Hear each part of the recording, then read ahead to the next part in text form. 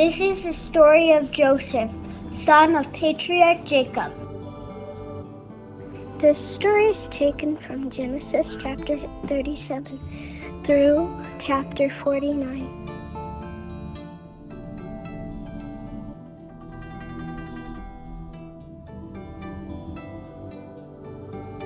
When Joseph was 17 years old, the young man was tending the flock, and Joseph brought a bad report about them to their father. Now Jacob loved Joseph more than all his other sons because he was the son of his old age, and he had a special robe made for him. When his brothers saw that their father loved him more than all his brothers, they began to hate him, and they could not speak peaceably to him. Later Joseph had a dream and told it to his brothers, and they found further reason to hate him. He said to them, "Please, listen to this dream that I had. There we were, binding sheaves in the middle of the field. Then my sheaf got up and stood erect, and your sheaves encircled and bowed down to my sheaf." Are you really going to make yourself king over us and dominate us? So they found another reason to hate him, because of his dreams and what he said, and that he had still another dream, and he related it to his brothers. "I have had another dream. This time the sun and the moon and 11 stars were bowing down to me." Then he related it to his father, as well as his brothers, and his father rebuked him and said to him, "What is the meaning of this dream of yours?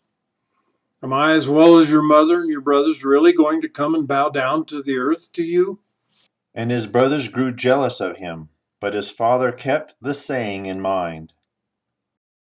His brothers now went to pasture their father's flock near Shechem. "Your brothers are tending the flocks near Shechem, are they not? Come, let me send you to them. Go, please, and see whether your brothers are well. See how the flock is, and bring word back to me." With that, he sent him away, and he went towards his brothers. Later a man found him as he was wandering in the field. The man asked him, "What are you looking for?" "I'm looking for my brothers. Please tell me, where are they tending flocks?" "They have pulled away from here, for I heard them saying, 'Let us go to Dothan.'" So Joseph went after his brothers and found them. Now he caught sight of them from a distance, and before he reached them, they began plotting against him to put him to death. "Look, here comes that dreamer. Come now, let us kill him and pitch him into one of the water pits. And we will say that a vicious wild animal devoured him. Then let us see what will become of his dreams." "Let us not take his life. Do not shed blood. Throw him into this water pit in the wilderness, but do not harm him." His purpose was to rescue him from them in order to return him to his father.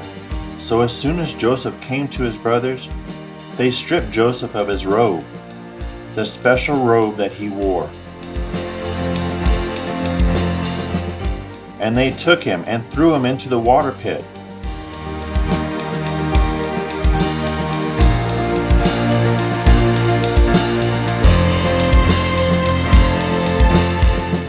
Then they sat down to eat. When they looked up, there was a caravan. The camels were carrying gum, balsam, and resinous bark, and they were on their way to Egypt. "What profit would there be if we killed our brother and covered over his blood?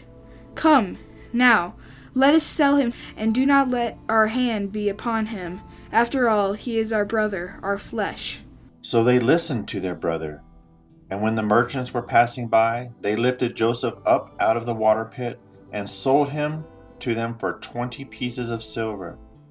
These men took Joseph into Egypt. Later, when Reuben returned to the water pit and saw that Joseph was not in the water pit, he ripped his garments apart. "The child is gone. What am I going to do?" So they took Joseph's robe and slaughtered a male goat and dipped the robe in the blood. After that, they sent the special robe to their father and said, "This is what we found. Please examine whether this is your son's robe or not." "It is my son's robe. A vicious wild animal must have devoured him. Joseph is surely torn to pieces." With that, Jacob ripped his garments apart and put sackcloth around his waist and mourned his son for many days.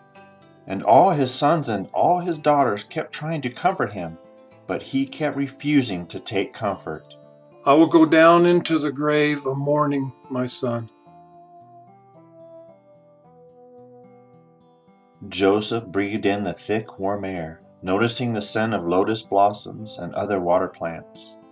He was being led by a caravan of traders, now traversing the lowlands of the vast Nile Delta.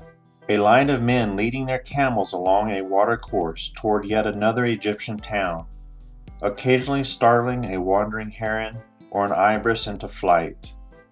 Joseph thought again of his home in the wind-swept highlands of Hebron, hundreds of miles away.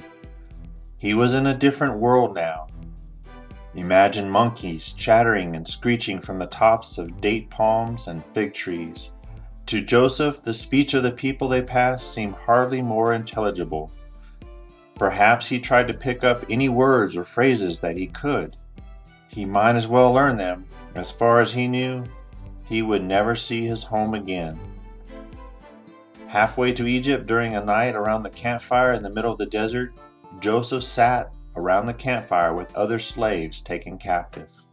Are you the one they call Joseph? And where do your people come from? I am he. My family resides in the land of Canaan. I was sold into slavery by my own brothers. Why would they do such a thing? My God has sent me dreams, and when I told them the dreams, they became jealous and started to despise me. All the gods don't care about us. That is why you've been sold into slavery. You will never see your family again. My God is the God of Abraham, Isaac, and Jacob. He will never forsake me, no matter how my situation looks today, or ever. My God will never leave me. I want to worship a God like that. Now, after journeying for weeks, the traders were likely growing more and more lighthearted as they neared the great metropolis, where they intended to reap profits by selling Joseph and the other slaves, as well as their precious wares.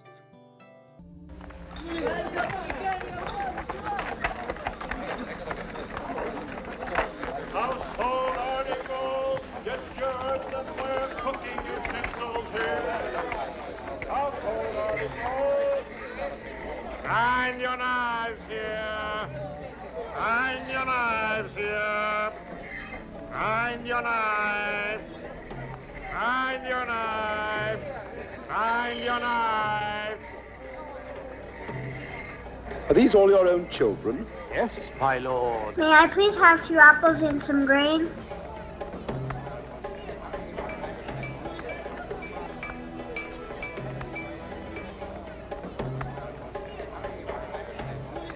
Yes, that will be 1 medal, my lord.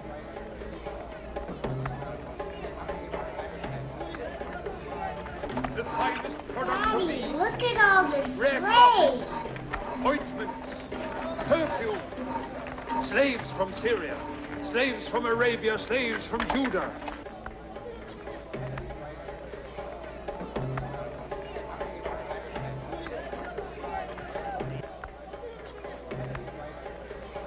Now the men sold him in Egypt to Potiphar, a court official of Pharaoh and the chief of the guard. But Jehovah was with Joseph. As a result, he became successful and was put over the house of his master, the Egyptian. And his master saw that Jehovah was with him and that Jehovah was making everything that he did successful.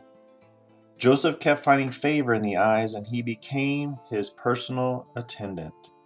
So he appointed him over his house, and he put him in charge of all that was his. From the time he appointed him over his house and in charge of all that was his, Jehovah kept blessing the house of the Egyptian because of Joseph. And Jehovah's blessing came to be on all that he had in the house and in the field. He eventually left everything that was his in Joseph's care, and he gave no thoughts to anything except the food he was eating. Moreover, Joseph grew to be well built and handsome. Now after these things, the wife of his master began to cast her eyes on Joseph and say, "Lie down with me." Here my master does not know what is with me in the house, and he has entrusted everything he has into my care. There is no one greater in this house than I am, and he has not withheld from me anything at all except you, because you are his wife. So how could I commit this great badness and actually sin against God?" The other slave girls saw Potiphar's wife had taken an interest in Joseph, him being more handsome than any other. "If you take a stand against the master's wife, you'll regret it. She always gets what she wants, one way or another." "She is not a kind master. I've seen that she has slaves whipped for just dropping something in her presence. You must do what you are told." So day after day she spoke to Joseph. But he never consented to lie with her or to remain with her. But on one of the days when he went into the house to do his work, none of the household servants were in the house. Then she grabbed hold of him by his garment and said, "Girl, leave us." Yes, my Reaper. "Joseph, look, no one is around. Lie down with me. I command it." But he left his garment in her hand and fled outside. As soon as she saw that he had left his garment in her hand and had fled outside, she began to cry out to the men of her house and to say to them, "Look, he brought us to this Hebrew man to make us a laughingstock. He came to me to lie down with me, but I began to cry out at the top of my voice. Then as soon as he heard me raising my voice and screaming, he left his garment beside me and fled outside." After that, she laid his garment beside her until his master came to his house. Then she told him the same thing, saying, "The Hebrew servant whom you brought to us came to me to make me a laughingstock. But as soon as I raised my voice and began to scream, he left his garment beside me and fled outside. These are the things your servant did to me." And Potiphar's anger blazed.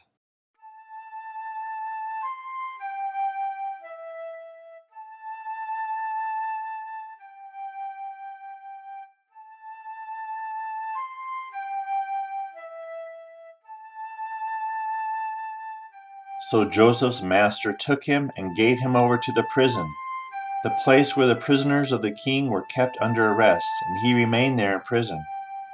But Jehovah continued with Joseph and kept showing loyal love to him.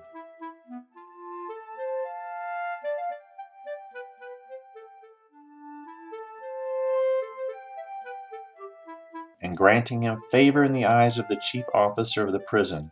So the chief officer of the prison put Joseph in charge of all the prisoners in the prison and everything that they were doing there. He was the one having it done. The chief officer of the prison was looking after absolutely nothing that was in Joseph's care. For Jehovah was with Joseph, and Jehovah made whatever he did successful. After these things, the chief cupbearer of the king of Egypt and the chief baker sinned against their lord, the king of Egypt. So Pharaoh grew indignant at his two officials, the chief cupbearer and the chief baker, and he committed them to the jailhouse of the chief of the guard, to the place where Joseph was a prisoner. Then the chief of the guard assigned Joseph to be with them and to take care of them, and they remained in jail for some time. The cupbearer and the baker of the king of Egypt, who were confined in prison, each had a dream on the same night, and each dream had its own interpretation. The next morning, when Joseph came in and saw them, they looked dejected. "Why are your faces gloomy today?" "We each had a dream, but there is no interpreter with us." "Do not interpretations belong to God? Relate it to me, please." "In my dream, there was a vine before me, and on the vine there were 3 twigs, and as it was sprouting shoots, it blossomed, and its clusters ripened into grapes. And Pharaoh's cup was in my hand, and I took the grapes and squeezed them out into Pharaoh's cup. After that, I put the cup in Pharaoh's hand." This is its interpretation. The 3 twigs are 3 days. 3 days from now, Pharaoh will bring you out, restoring you to your office, and you will put Pharaoh's cup into his hand, as you did before when you were his cupbearer. Nevertheless, you must remember me when things go well for you. Please, show me loyal love and mention me to Pharaoh in order to get me out of this place. I was, in fact, kidnapped from the land of the Hebrews, and I have not done anything here for which they should put me in prison." I too was in my dream, and there were 3 baskets of white bread on my head, and in the top basket there were all sorts of baked goods for Pharaoh, and there were birds eating them out of the basket on top of my head. This is its interpretation. The 3 baskets are 3 days. 3 days from now, Pharaoh will behead you, and will hang you on a stake, and the birds will eat your flesh from you." Now the third day was Pharaoh's birthday, and he made a feast for all his servants. And he brought out both the chief cupbearer and the chief baker in the presence of his servants. And he returned the chief cupbearer to his post as cupbearer, and he continued to hand the cup to Pharaoh. But he hanged the chief baker, just as Joseph had interpreted to them. However, the chief cupbearer did not remember Joseph. He kept forgetting him.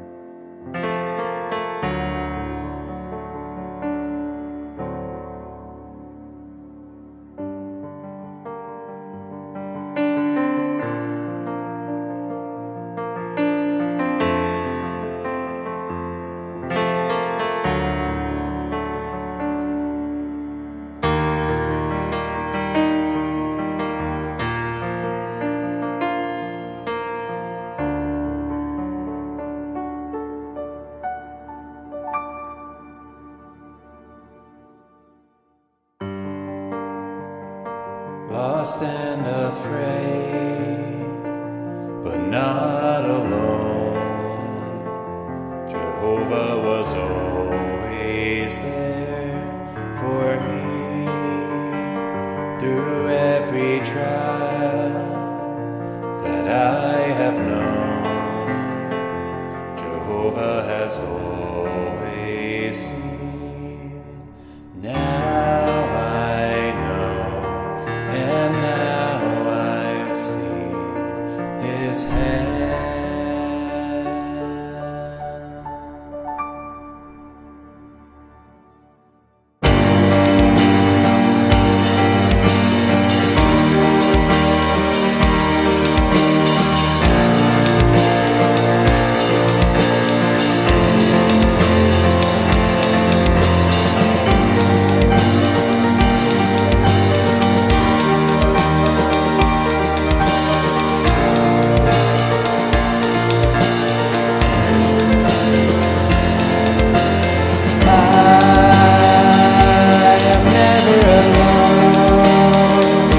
Jehovah knows me, He hears my prayers when I am weak and I am strong. Jehovah, please help me rely on you.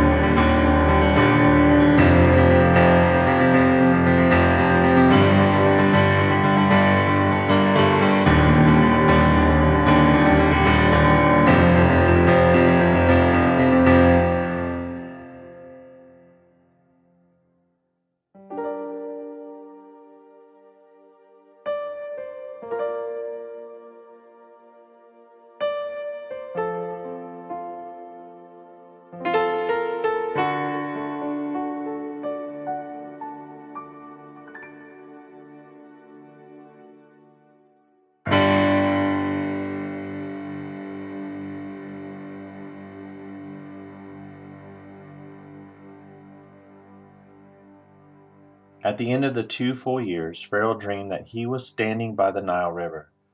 And there, coming up from the river, there were 7 fine-looking fat cows, and they were feeding on the Nile grass. There were 7 other cows that looked ugly and thin, coming up after them from the Nile, and they stood alongside the fat cows by the bank of the Nile. Then the ugly thin cows began to eat up the 7 fine-looking fat cows. At this, Pharaoh woke up. Then he went back to sleep and had a second dream. There were 7 ears of grain coming up on one stalk, full and choice, and growing up after them were 7 ears of grain that were thin and scorched by the east wind.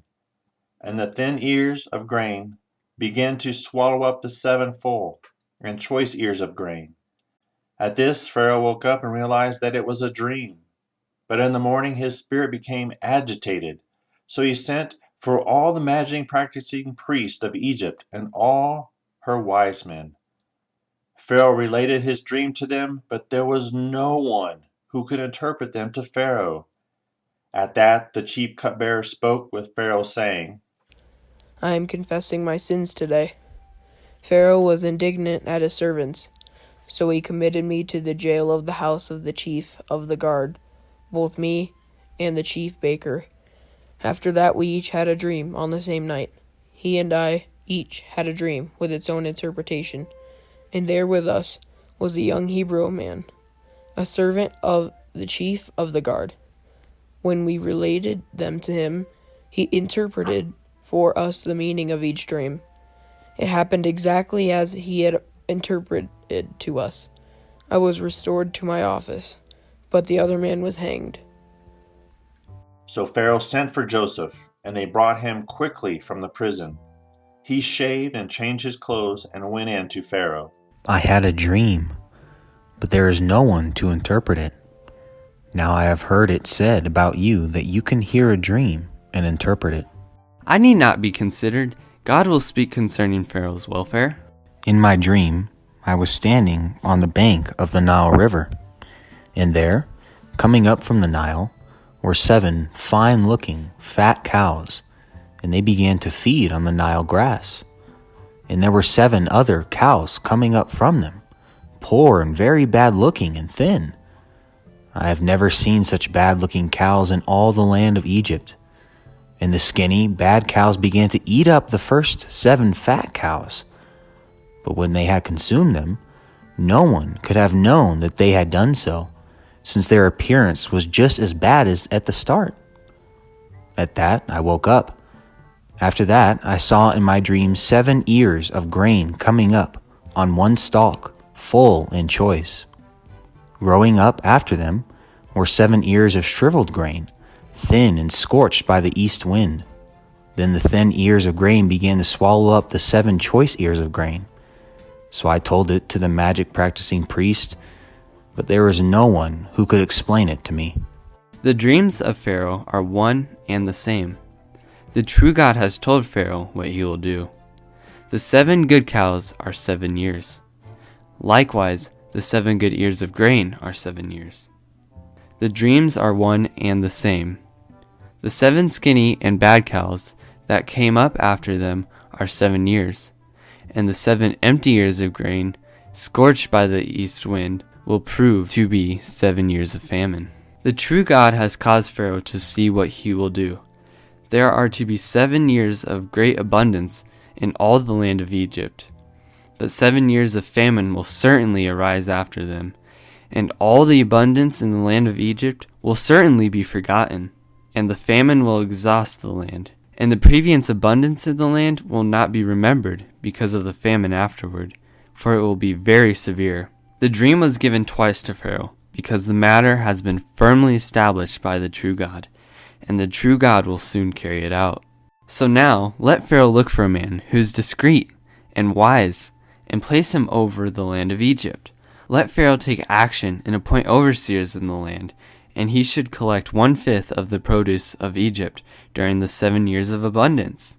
And let them collect all the food during these coming good years, and let them stockpile grain under Pharaoh's authority, as the food to be stored in the cities and safeguarded there.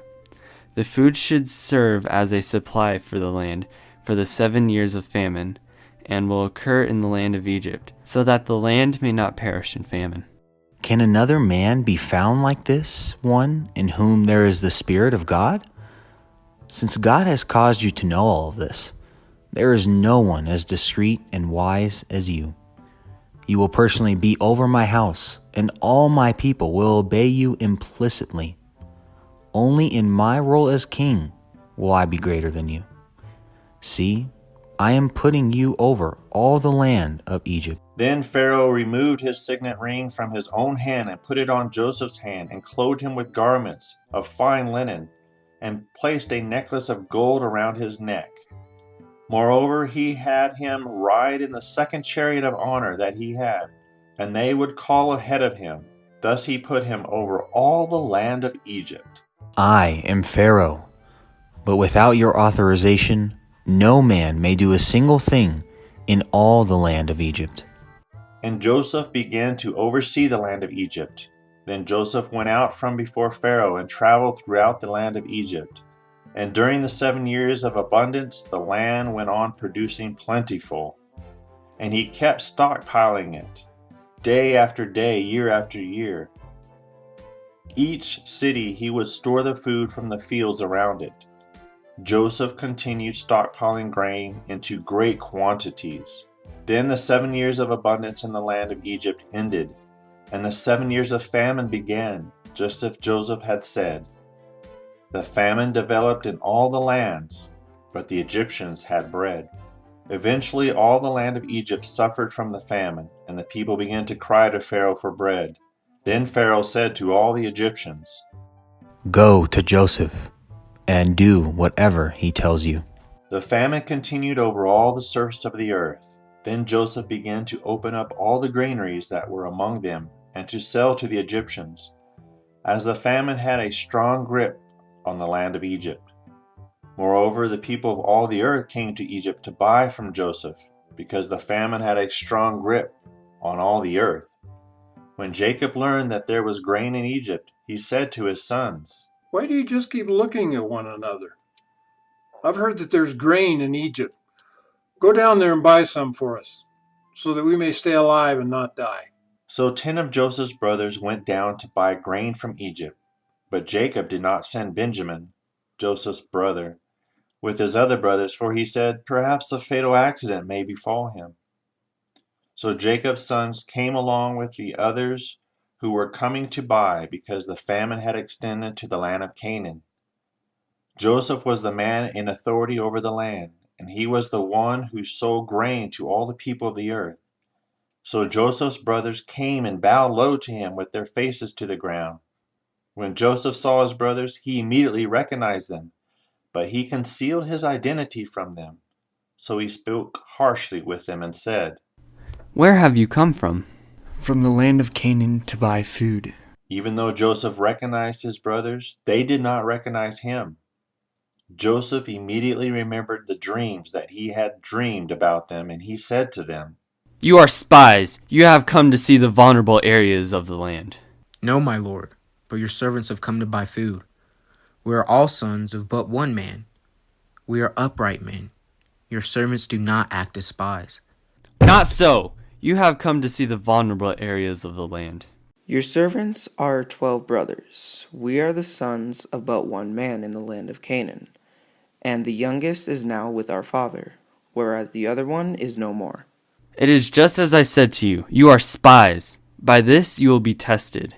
As surely as Pharaoh lives, you will not leave this place until your youngest brother comes here.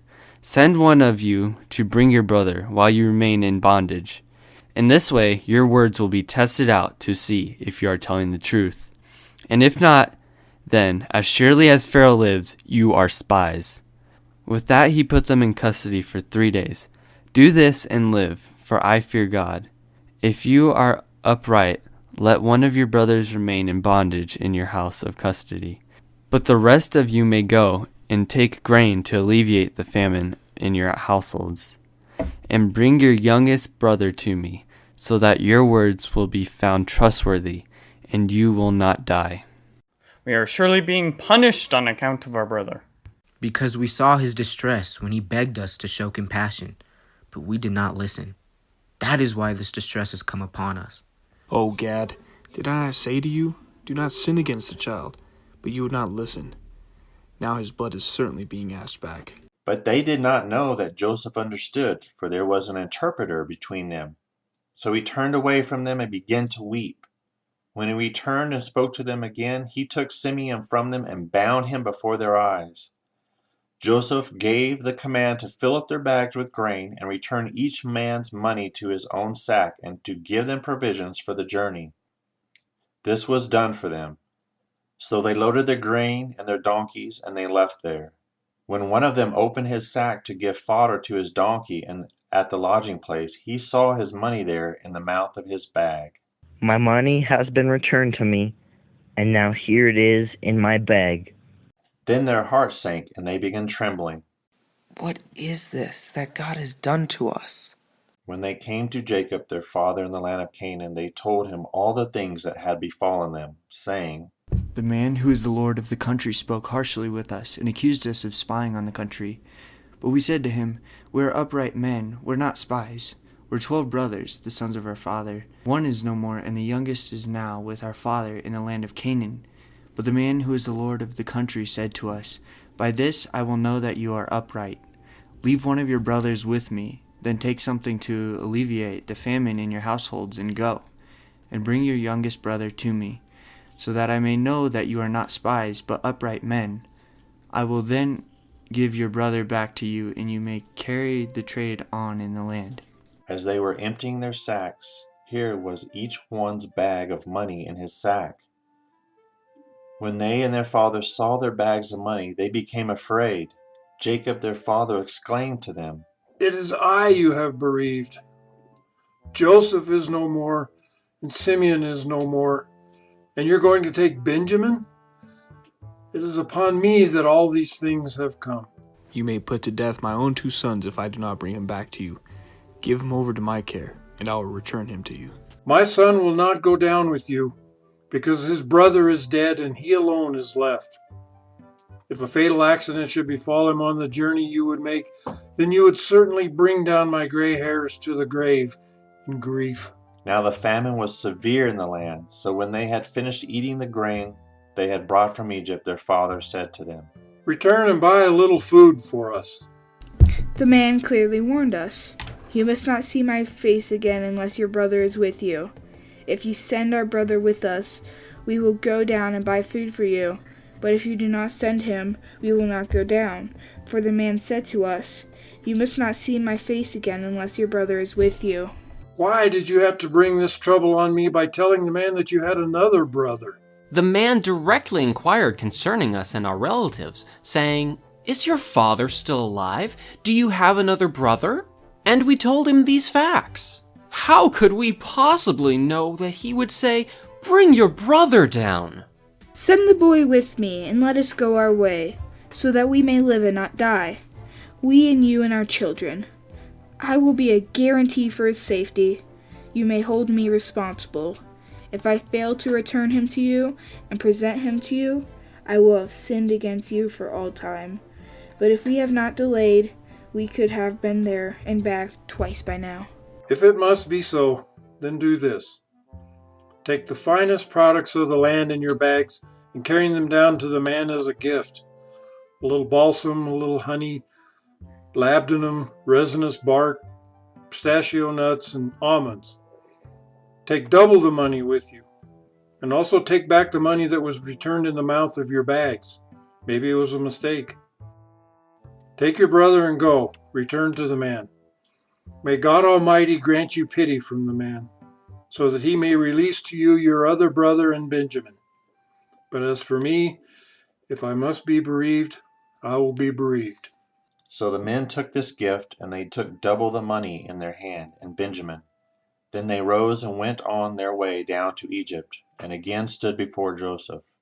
When Joseph saw Benjamin with them, he at once said to the woman who was over his house, Take the men to the house, and slaughter animals, and prepare the meal, for the men are to eat with me at noon. Immediately the woman did just as Joseph had said, and he took them to Joseph's house.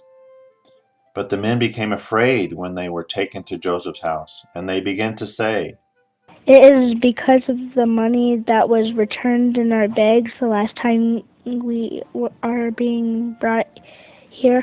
Now they will attack us, make us slaves, and take our donkeys. So they approached the woman who was over Joseph's house and spoke to her at the entrance of the house. Pardon us, my lord. We did come down the first time to buy food. But when we arrived at our lodging place and began opening our bags, why, here was the money of each one in the mouth of his bag, our money in full weight. So we would like to return it personally, and we have brought more money to buy food. We do not know who placed our money in our bags. It is all right. Do not be afraid. Your God and the God of your father put treasure in your bags. Your money came first to me. After that, she brought out Simeon to them. Then the woman brought them into Joseph's house and gave them water for washing their feet. And she gave fodder for their donkeys.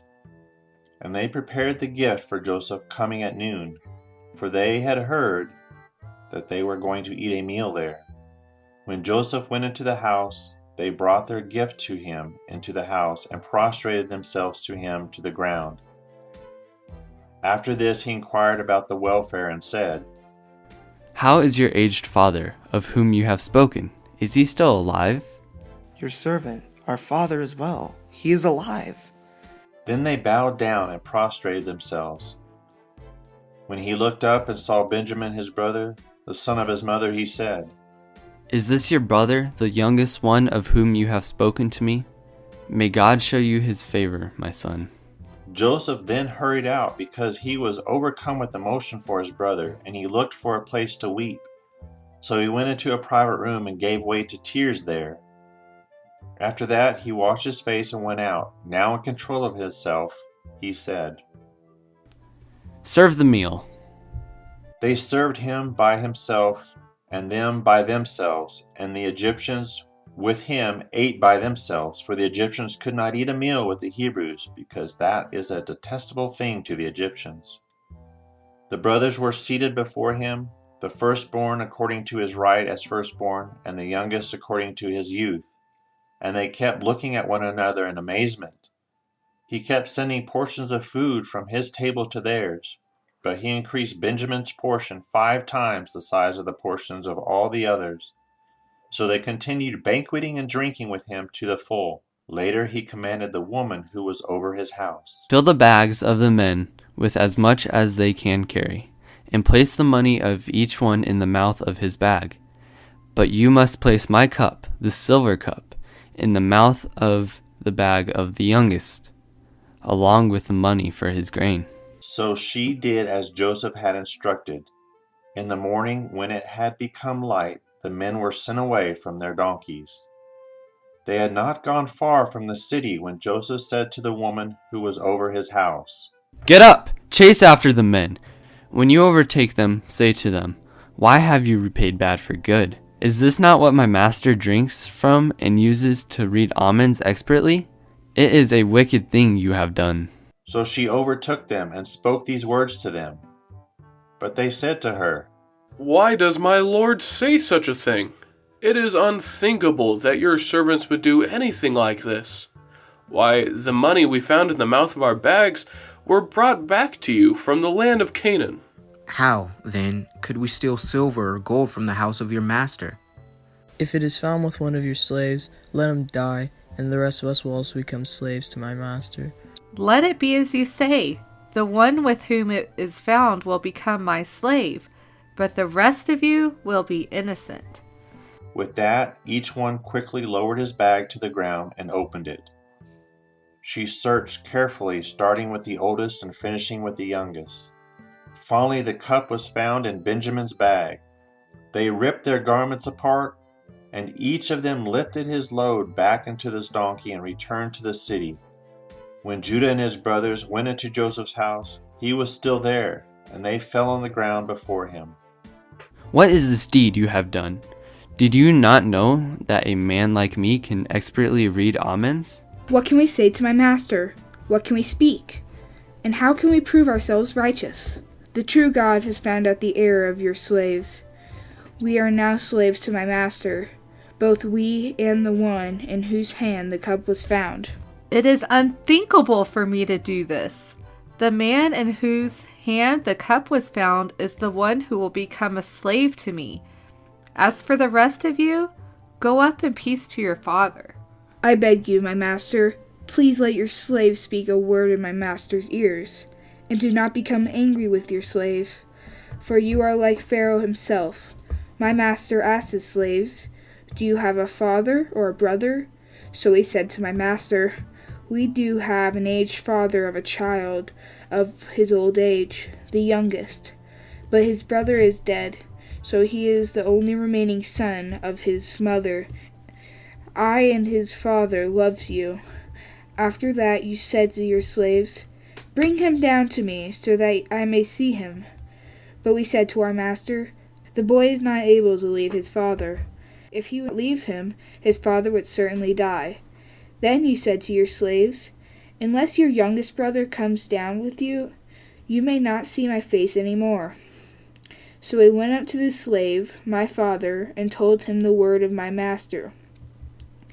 Later, our father said, "Return and buy a little food for us."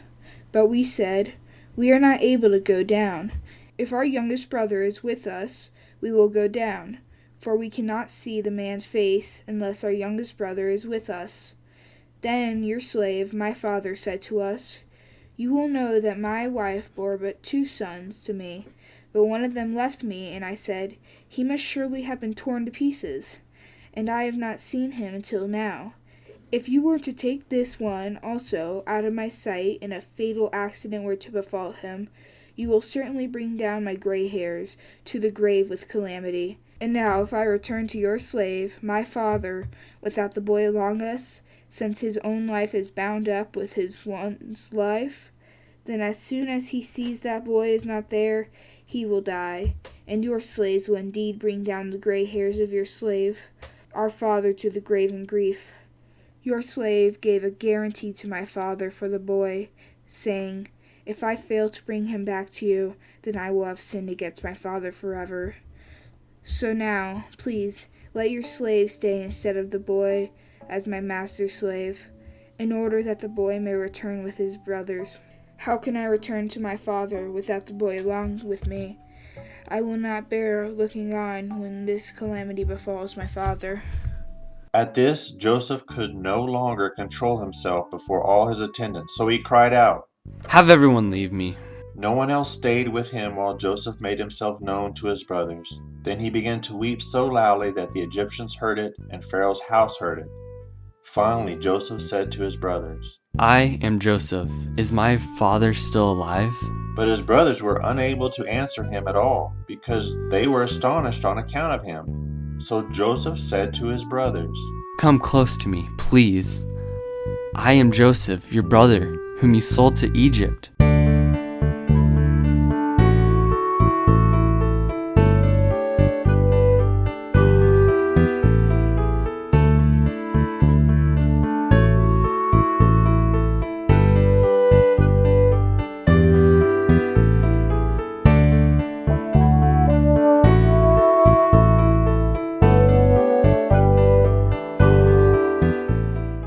But now do not be upset, and do not reproach one another, because you sold me here, because God has sent me ahead of you for the preservation of life.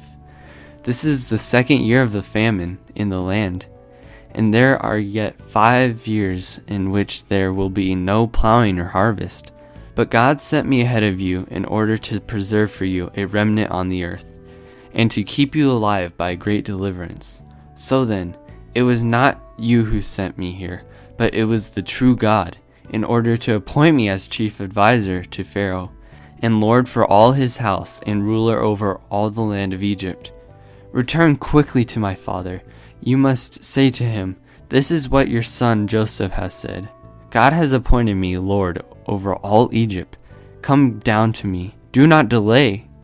You must dwell in the land of Goshen, where you will be near me. You, your sons, your grandsons, your flocks, your herds, and everything you have. I will supply you with food there, for there are yet 5 years of famine. Otherwise, you and your house and everything you have will come to poverty. You and my brother Benjamin can now see with your own eyes that I am really the one speaking to you. So you must tell my father about all the glory in Egypt and everything you have seen. Now hurry, bring my father down here." Then he embraced his brother Benjamin and gave way to weeping. And Benjamin wept in his arms and around his neck. And he kissed all his brothers and wept over them. And after that his brothers spoke with him. The news reached the house of Pharaoh. "Joseph's brothers have come." It was good in the eyes of Pharaoh and his servants. Tell your brothers, do this. Load your beasts of burden and go to the land of Canaan. And take your father and your households, and come here to me. I will give you the good things of the land of Egypt, and you will eat the richest part of the land. And you are commanded to tell them, do this, take wagons from the land of Egypt for your children and your wives, and you must bring your father on one of them and come here. Do not worry about your belongings, for the best of all the land of Egypt is yours. The sons of Israel did so, and Joseph gave them wagons according to Pharaoh's orders, and he gave them provisions for the journey. To each of them he gave individual changes of clothing, but to Benjamin he gave 300 silver pieces and 5 changes of clothing. And to his father he sent the following: 10 donkeys carrying good things of Egypt, and 10 female donkeys carrying grain and bread and sustenance for his father for the journey. So he sent his brothers off, and as they departed he said, Do not become upset with one another on the way. Then he went up from Egypt and came into the land of Canaan to their father Jacob. Then they reported to him, Joseph is still alive. But his heart grew numb because he did not believe them. When they went on telling him all the words that Joseph had spoken to them, and when he saw the wagons that Joseph had sent to carry him, the spirit of their father Jacob began to revive. It is enough. My son Joseph is still alive. I must go and see him before I die. Jacob sent Judah ahead to tell Joseph that he was on his way to Goshen. When they came into the land of Goshen, Joseph had his chariot prepared and went up to meet Jacob his father.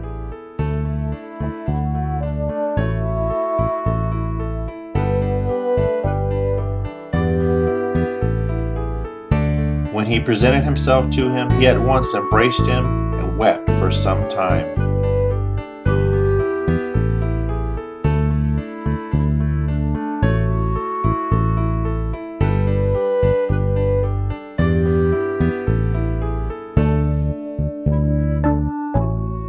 Now I'm ready to die. I have seen your face and know that you are still alive. And Jacob called his sons and said, Gather yourselves together, that I may tell you what will happen to you in the final part of the days. Assemble yourselves and listen, you sons of Jacob. Yes, listen to Israel, your father. Joseph is the offshoot of a fruitful tree by a spring, whose branches extend over the wall. But the archers kept harassing him and shot at him and kept harboring animosity against him. And yet his bow remained in place, and his hand stayed strong and agile. This was from the hands of the powerful one of Jacob, from the shepherd, the stone of Israel. He is from the God of your father, and he will help you, and he is with the Almighty. He will bless you with the blessings of the heavens above, with the blessings of the deep below, the blessings of the breasts and womb. The blessings of your father will be superior to the blessings of the eternal mountains, to the desirable things of the enduring hills. They will continue upon the head of Joseph, upon the crown of the head of the one singled out from his brothers. Joseph's life teaches us so many lessons we must apply in our daily lives. Joseph was bullied by those close to him, his brothers.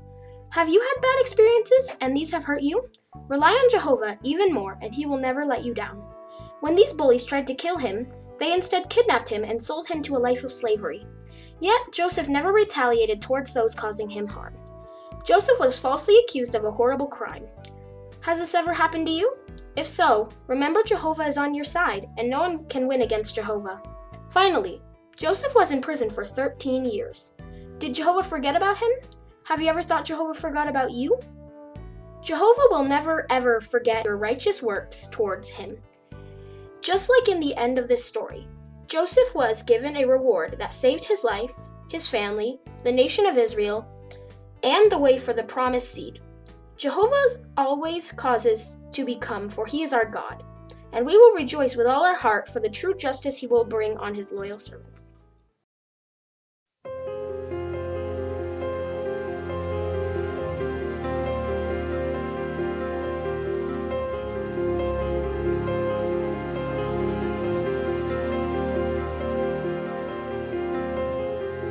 Abandon and betrayed,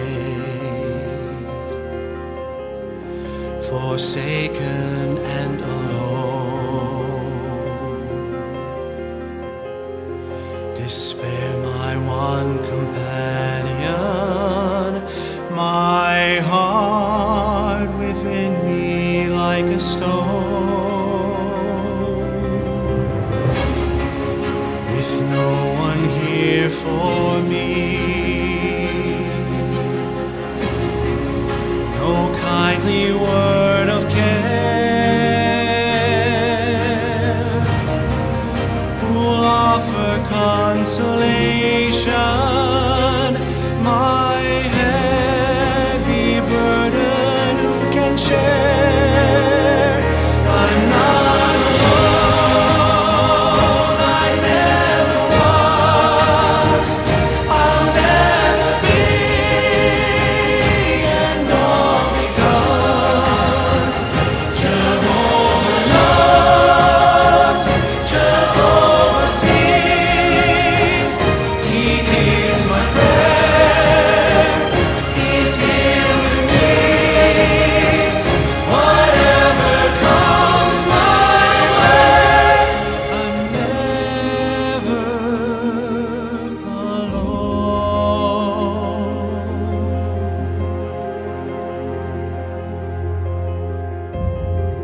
Whatever I may lose by sticking close to you,